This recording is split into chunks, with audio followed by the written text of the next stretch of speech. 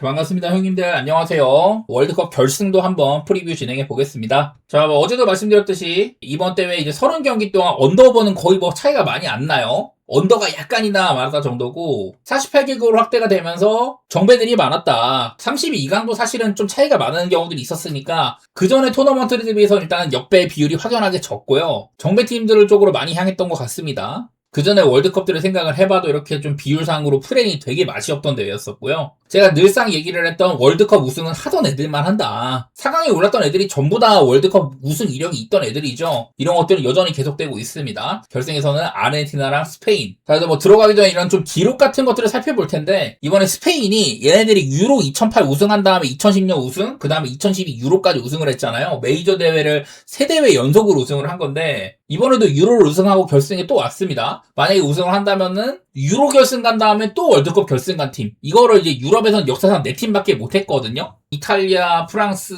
독일, 스페인 이렇게 있을 건데 스페인은 이거를 또 2번이나 해낸 셈입니다. 그리고 이번에 아르헨티나는 이번에 월드컵 결승에 2번 연속으로 오르게 되는 거죠. 옛날에 86년, 90년 이때 마라도나의 시대 이때 아르헨티나가 한 번 한 적이 있긴 했었어요. 이거는 역사적으로는 이탈리아가 한 번, 그리고 브라질, 네덜란드가 연속 준우승, 독일은 3번 연속 결승, 브라질도 3번 연속으로 결승, 그리고 프랑스가 이렇게 2번 연속. 이것도 많지가 않았습니다. 이러니까 월드컵들이 매번 해먹는 애들이 해먹는다고 하는 거거든요. 어쨌든 어느 팀이 우승을 하던 간에 기록상으로는 왕조로 평가를 받을 거다. 여태까지 월드컵 우승을 2연속을 해낸 팀 자체가 브라질이랑 이탈리아밖에 없었으니까 얘네들은 당시에는 전부 다 왕조로 평가받을 만한 그런 사이즈였었어요.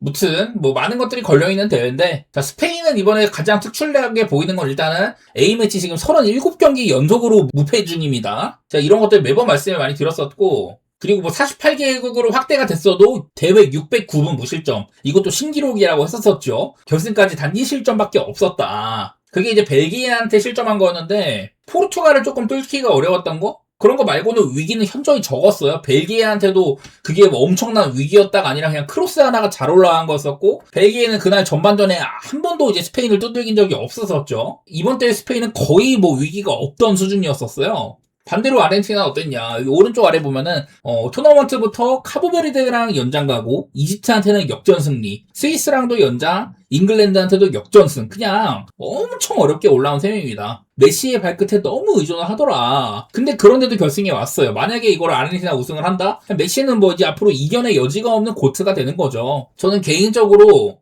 메시의 우승을 조금 더 바라고 있기는 합니다. 이게 어쩌면은 이번에 만약에 스페인이 우승을 한다? 그럼 또 야말이 발롱도르 후보가 될 수도 있을 것 같은데, 저는 좀 말이 안 된다고 생각을 해요. 벨기에전도 야말이 플레이 오브 더 매치 받았던데 말도 안 된다고 생각을 합니다. 그냥 지금 냉정하게 이름값 떼놓고 보면, 물론 어린 선수가 잘하고 있는 거는 당연히 맞지만은 이런 과연 월드컵 결승에 올라온 에이스로서의 모습을 보여줬냐? 저는 전혀 아니라고 생각을 하거든요. 턴오버 머신이고 계속 그냥 들이받기만 해. 스페인이 그래서 사이즈가 좋은 공격 상황에서도 야말이 이걸 그냥 무산시키는 경우들이 되게 많았습니다. 저는 솔직히 효율이 안 나온다고 생각을 하거든요. 물론 저번 경기 프랑스전처럼 그렇게 약간 좀 뽀록 섞인 것까지 해가지고 어쨌든 간에 이거를 올려놓는다, 그런 거는 대단한 거는 맞지만, 경기를 봤을 때는 빠르고 무서워 보이긴 하는데 2겹, 3겹 쌓였을 때 이게 효율적이지가 않다는 거죠. 그래서 나는 차라리 로드리라든지 이번에 올모 같은 친구들, 이런 애들 참 대단해 보이는데 아마 발롱도르는 안 줄 거예요, 그런 애들한테는. 무튼 간에 스페인은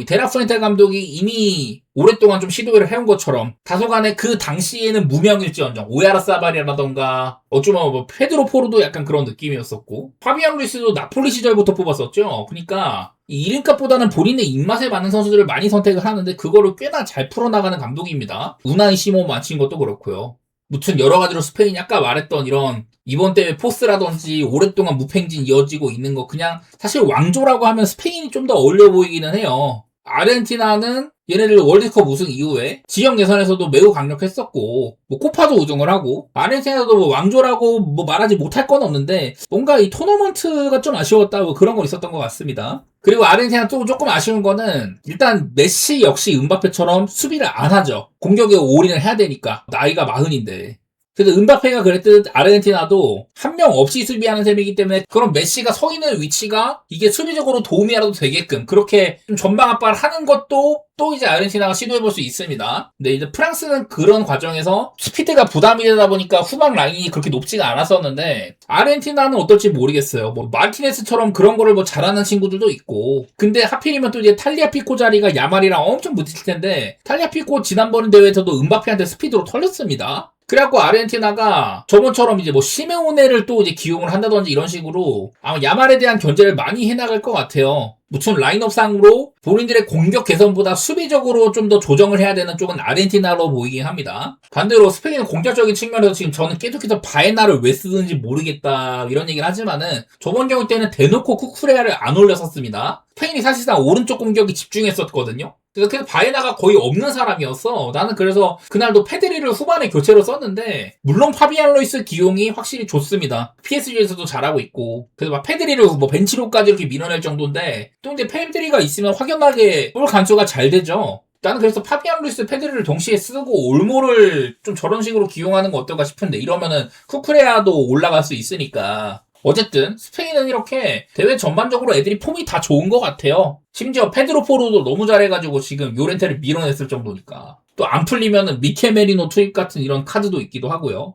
그냥 여러모로 저는 전력차가 꽤나 있다고 생각을 합니다. 뭐 기록적인 측면이나 이런 걸로는 아르헨티나가 얘네들도 넓게 봤을 때는 굉장히 오랫동안 좋은 폼을 유지를 하고 있어요. 근데 역사상 이제 월드컵 연속 우승 이거는 초대 시절의 이탈리아 이때는 사실 경쟁팀들이 조금 아쉬웠고 펠레 시절의 브라질만 해냈던 건데 메시의 아르헨티나 솔직히 말해서 현대 축구에서 저는 굉장히 어려운 미션이라고 생각을 합니다. 심지어 나는 또 아르헨티나가 스페인한테는 또 많이 밀린다고도 생각을 해가지고 정말 메시가 우승을 해낸다면 정말 대단할 거다. 근데 현실적으로는 쉽지 않은 미션이라고 봐요. 돈 걸기에는 전 스페인이 맞는 쪽이라고 생각은 했습니다. 요즘에 결승도 보면 막 오바가 좀 많긴 하던데 저는 이 경기는 언더보고 싶긴 하네요. 스페인이 일단 실점이 굉장히 적다는 거. 아르헨티나도 사실 답답한 경기를 할 때는 되게 답답했거든요. 저는 비교적 좀 싱거운 결승이 될 수도 있다고 생각을 합니다. 그런 의미로다가 뭐 언더라든지 스페인의 승리나 햄무 뭐 이런 식으로 보도록 하겠습니다. 자, 그래서 이번 월드컵을 하필이면 중간에 메이저리그 휴식기가 있어가지고 제가 4강을 분석을 안 했는데 그래도 쉴 때는 쉬어야죠. 그러다 보니까 저도 그냥 좀 편하게 4강을 봤고요. 조별리그부터 해가지고 104경기인가 그럴 거예요. 그 중에 딱 2경기 빼고는 저는 전부 이제 분석을 했으니까 나름대로 좀 만족스럽고 하필이면 이제 월드컵 때문에 저도 이제 유튜브 알고리즘이 고장나기는 했지만은 여러분들이 조금이라도 뭐 대회를 즐기는데 도움이 됐으면은 저는 그거로 만족을 하고요. 여기서 이제 월드컵 인사드리겠습니다. 감사합니다.